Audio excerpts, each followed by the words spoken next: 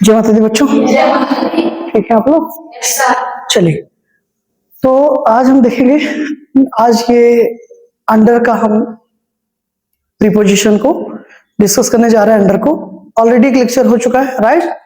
आज ये दूसरा लेक्चर और फाइनल लेक्चर होगा अंडर पे, ठीक है। ध्यान से समझिएगा। पहला यूज है अंडर का बेटा, फिजिकल पोजीशन। क्या लिखा गया है? Physical position. अब फिजिकल पोजीशन का मतलब क्या है?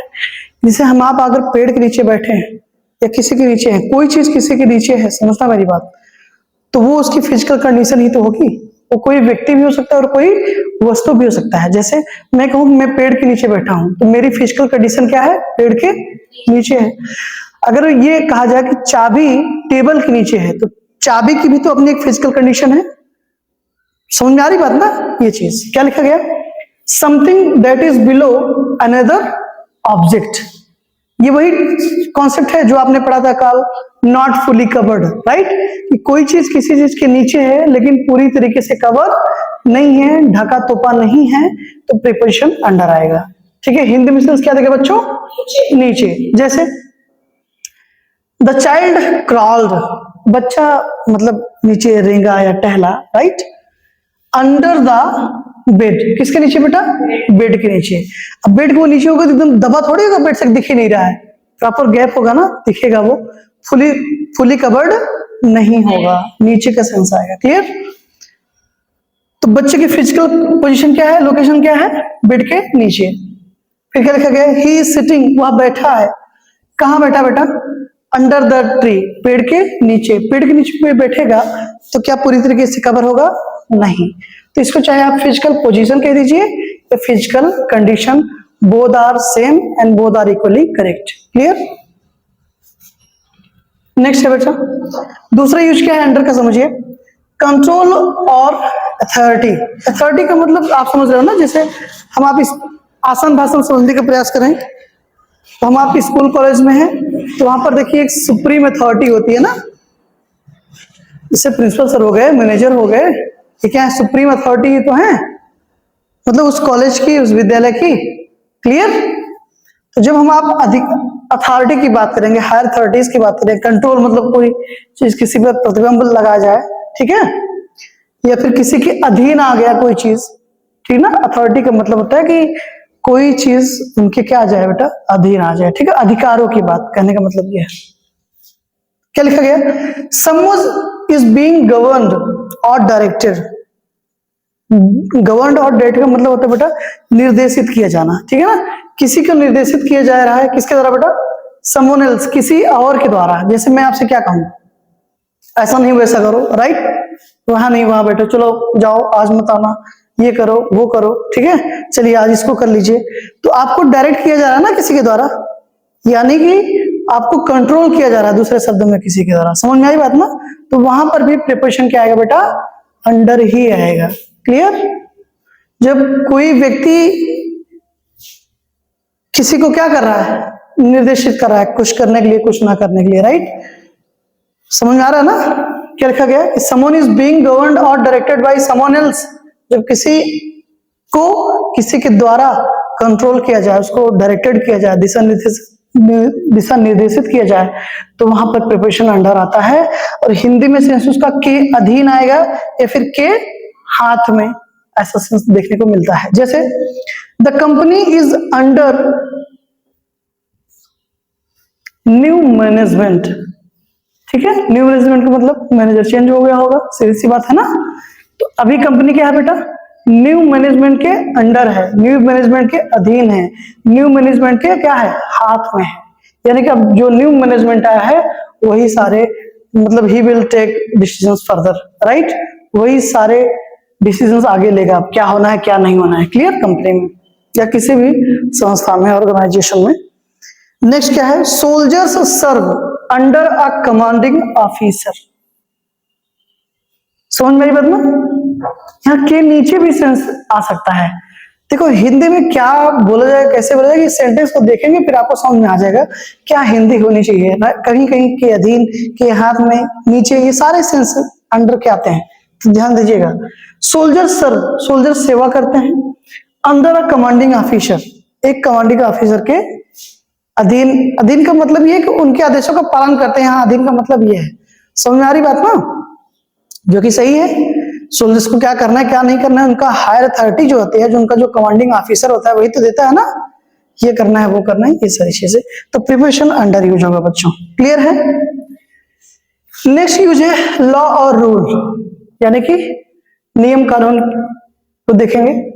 नियम कानून की बात हो रही है तो वहां भी अब हिंदी में सेंस क्या आएगा, के तहत या फिर के अनुसार। आपने सुना होगा under this rule, under this rule, this law, ये चीज तो प्रिपोजिशन अंडर ही आएगा। वहां पर क्या लिखा गया, दिस एक्शन इज इलीगल, ये एक्शन क्या है, ये कार्य इलीगल है। समझ में आई? अंडर द लॉ, कानून के तहत या कानून के अनुसार ये एक्शन, ये काम क्या है, इलीगल है, अवैधानिक है। ठीक, क्या लिखा गया, समवन और समथिंग, समवन मतलब कोई व्यक्ति, कोई पुरुष, समथिंग मतलब कोई चीज बेटा। समवन और something is being governed bye a law, rule और कंडीशन। ठीक है, किसी व्यक्ति को या फिर किसी वस्तु को is being governed bye a law, एक कानून के तहत, नियम कानून के तहत और किसी कंडीशन के तहत उनको गवर्न किया जाए, दिशा निर्देशित किया जाए, कंट्रोल किया जाए, तो वहां पर भी प्रिपरेशन क्या आएगा बेटा, अंडर आएगा। क्लियर। दूसरा एग्जांपल देखिए, यू आर प्रोटेक्टेड, आपको प्रोटेक्टेड सुरक्षित किया जाता है अंडर दिस एग्रीमेंट, इस एग्रीमेंट के तहत, क्लियर, के अनुसार। ओके, नेक्स्ट क्या है बेटा यूज, एज और लेवल को लेकर। लेवल का मतलब, लेवल की जब भी बात आप करोगे तो सीधी सी बात है क्या होगा, वो क्वांटिटी होगा, किसी पानी का क्वांटिटी होता है ना, पानी का लेवल होता है। ठीक है, एज में या हिंदी में सेंस क्या आएगा, कम या छोटा, right.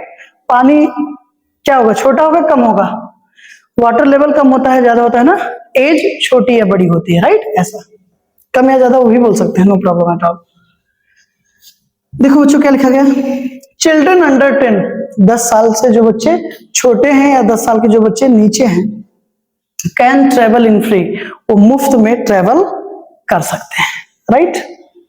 The water level is under the mark, mark का मतलब समझ रहे हो, कहीं पे डैम वगैरह बना होता है या फिर आपने कोई पानी की टंकी वगैरह कुछ रखी तो वहां पर एक निशान लगा के रखा ना कि इतना पानी रहेगा तो मतलब एनफ है, राइट। लेकिन क्या करें कि वाटर लेवल जो है उस मार्क से, उस निशान से क्या है बेटा, बिलो है, नीचे है, ठीक है, कम है, तो प्रिपोजिशन क्या आएगा बेटा, अंडर आएगा। लेवल के लिए भी प्रिपोजिशन क्या आता है, अंडर आता है, नीचे के सेंस के लिए। Any problem.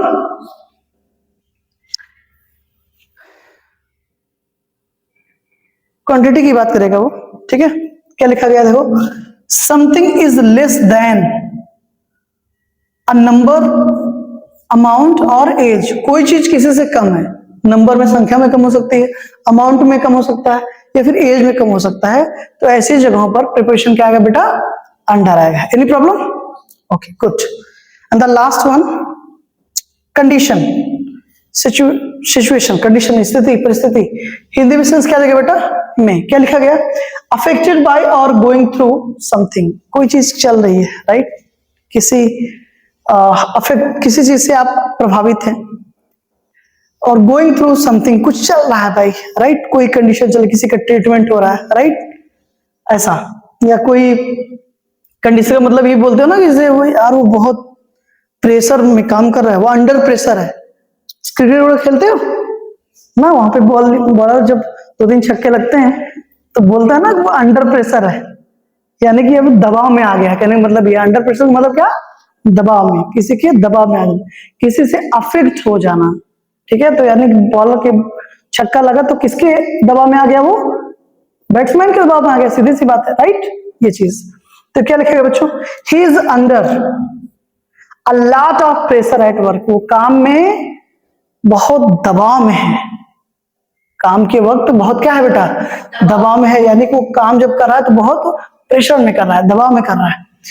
She is under treatment for her condition, वो अपनी कंडीशन के लिए बेटा क्या है, अभी उसका इलाज चल रहा है। गोइंग थ्रू मतलब उसका इलाज चल रहा है, यानी कि वो अपनी कंडीशन के she is under treatment. Under treatment मतलब उसका ऊपर उपचार बेटा चल रहा है। अंडर ट्रीटमेंट ध्यान देना। गोइंग थ्रू का मतलब क्या है, बताया ना, कोई चीज कल चल रही है। किसी की तो मेंटल कंडीशन हो गई, कोई बहुत प्रेशर में काम कर रहा है, कोई बहुत प्रेशर में खेल रहा है, राइट, कोई बहुत प्रेशर में गाली दे रहा है, समझना मेरी बात को। और दूसरा क्या है कि कोई चीज क्या हो बेटा, चल रहा है ना, अंडर ट्रीटमेंट। अंडर ट्रीटमेंट का मतलब क्या है, अभी ट्रीटमेंट चल रहा है, मतलब she is under treatment for her condition. वो अपनी कंडीशन के लिए क्या है बेटा, अंडर ट्रीटमेंट है, यानी कि उसका ट्रीटमेंट चल रहा है। यहां पर सेंस है। कोई दिक्कत, सारी यूजेस समझ में आए, कोई दिक्कत। आप देख रहे होंगे कि कुछ बच्चों का सवाल होता है कि सर एक ही दो तीन एग्जांपल आप लिखते हैं, एक ही दो एग्जांपल। देखो बेटा, पूरा का पूरा फोकस आपका कॉन्सेप्ट को क्लियर करने पे होना चाहिए। समझ में आई बात ना?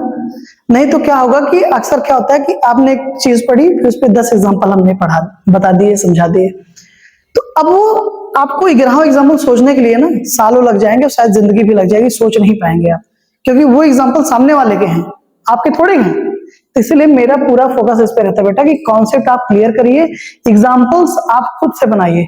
कॉन्सेप्ट अगर समझ में आ गया है तो एग्जाम्पल 2 नहीं 2000 बना सकते हो। समझ में नहीं आया है तो बस तोते की भांति जितना बताया जाएगा सिखाया जाएगा उतना ही करोगे, बाकी और कुछ हो नहीं पाएगा। तो पूरा का पूरा फोकस किस पे होना चाहिए, कॉन्सेप्ट को क्लियर करने में, ना कि ये काउंट करने में कि कितने एग्जांपल्स हो रहे हैं। कॉन्सेप्ट क्लियर है तो 2 नहीं 2000 एग्जांपल बन जाएंगे। am I right? Okay. Thank you so much for this class. See you in the next class for a new topic. Clear with a new topic actually. Any problem? Have a great day. Jai Mata Di.